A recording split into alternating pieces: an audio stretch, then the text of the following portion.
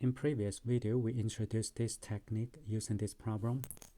We also mentioned that sometimes this may not be the best method to solve the problem. So here we are going to demonstrate how this problem can be solved using Chinese remainder theorem. First of all, I do have a little question here. Can Fermat's little theorem be applied to this problem? If you remember what Fermat's little theorem is, it is a to the some power, and this power is congruent to 1 mod p, right? And what is this power? This power is p minus 1. And here, you do see that this is modular is 645, and the power is 1 less than this modular. So can we apply for the Fermat little theorem here and then just conclude that this is just congruent to 1? So think about it and pause the video if needed. The answer is no, we cannot do that. The reason is just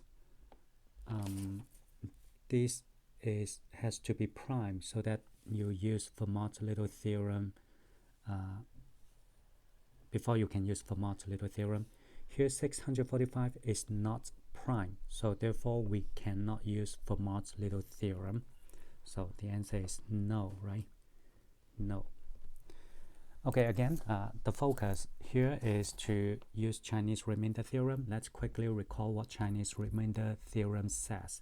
Chinese remainder theorem says if x is congruent to, say, R1 mod N1 and x congruent to R2 mod M2 and x congruent to RK mod MK, then we have a where these MIs, they are relatively prime, they're pairwise relatively prime. In other words, none of these have any common factor, okay?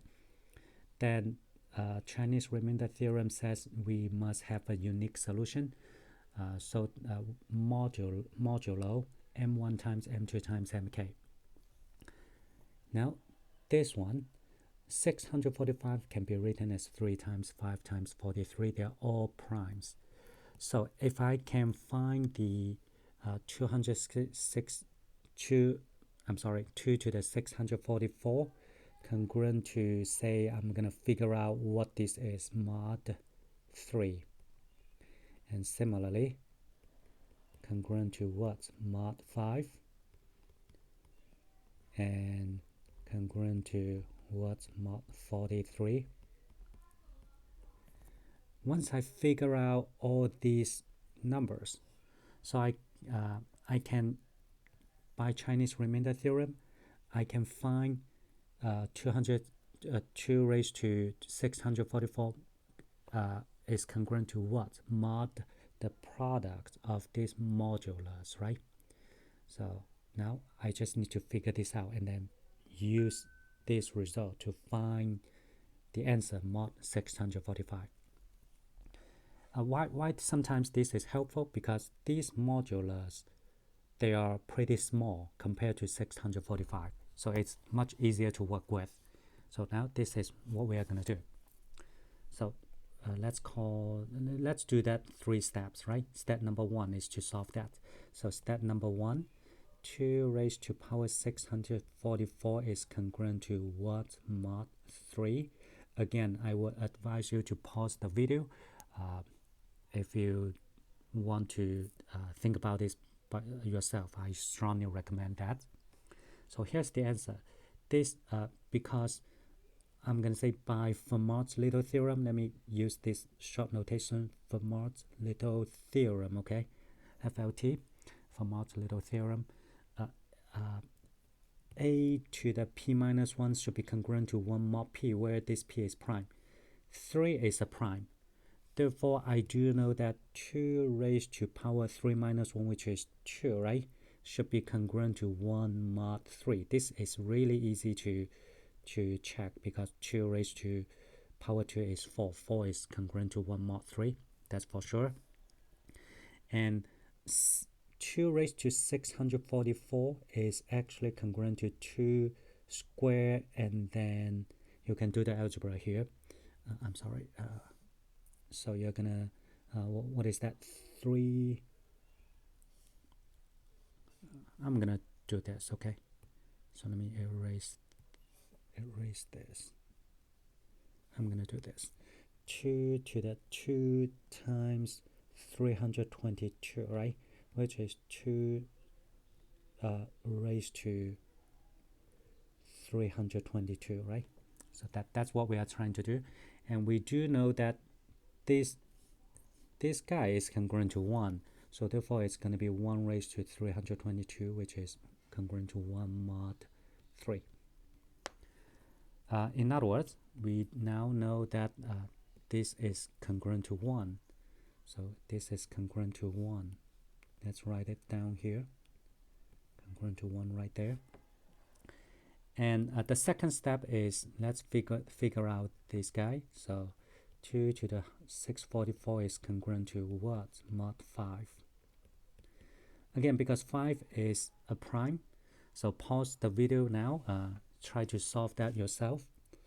And by Fermat's little theorem, 2 to the power 5 minus 1, which is 4, should be congruent to 1, mod 5, by Fermat's little theorem. Therefore, 2 to the 644, and 644 actually is divisible by 4 because the last 2 digits is 44. 44 is divisible by 4. So I know 644 is divisible by 4. And I know this is going to be congruent to 1. And let's just, usually once you recognize this is divisible by 4, this step is what I'm trying to write is can be skipped. But I'm going to just, for convenient, for demonstration purpose, I'll write it out. So 161, right? So I think this is yes, and which is 1 raised to 161, which is 1 mod 5. Okay, lastly, let's solve this guy. This guy is not that trivial now. So 2 raised to power 644 is congruent to what? Mod 43. Again, by Fermat's little theorem, because 2 raised to power 42 is congruent to 1 mod 43, again by Fermat's little theorem. And now first of all, this is by Fermat's little theorem. We have that. Now 2 raised to power 644 is equal to 2 raised to, let's do a little algebra here. 644 divided by how many 42s are there, right? So let's do a little algebra. This is 142, and this is 5. Let's try 5. Okay, so remainder is 14. So that means we can rewrite this 644 as 42 times 15 plus 14, right? By the division algorithm. So therefore this is going to be 2 raised to power 42 times 15 times 2 to the 14. I need a little more space now.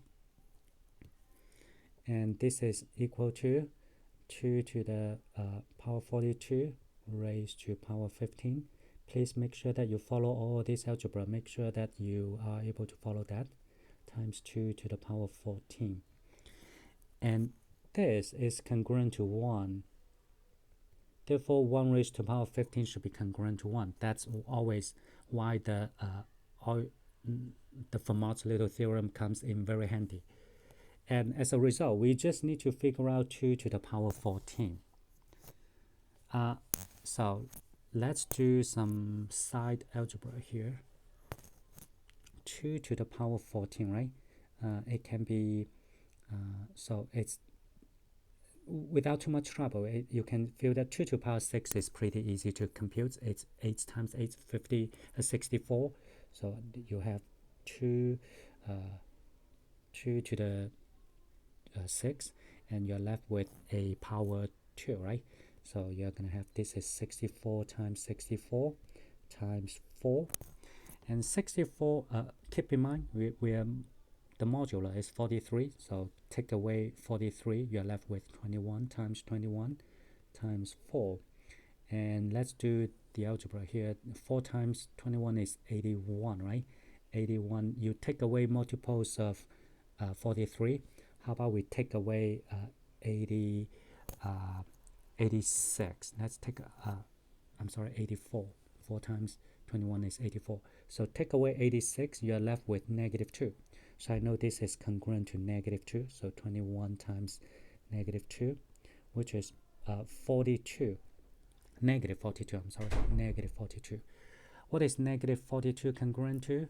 Mod 43, which is congruent to 1 mod 43, right? Okay, so therefore I do know that at the end, this guy is going to be congruent to 1 mod 43. So now every when you mod 3, 5, 43, all are 1. So let's write this 1. So in other words, that's what you're trying to find. This guy is congruent to 1 mod 3 and also congruent to 1 mod 5 and also congruent to 1 mod 43. And this is a special case. All these right hand side, they are 1, they're the same, they're 1. So therefore you can quickly conclude that x is actually congruent to 1 mod the 3 times 5 times 43, which is, this is 645, right? So therefore this is your answer. If just one little comment, I can do that because they're all the same 1. So I quickly say this is 1. If they're not the same, if one is 2, the other one is 3, then you have to just do the substitution one by one to eventually solve that. All right, this is another way to solve this problem. And at the end, we do know this is congruent to 1 mod 645.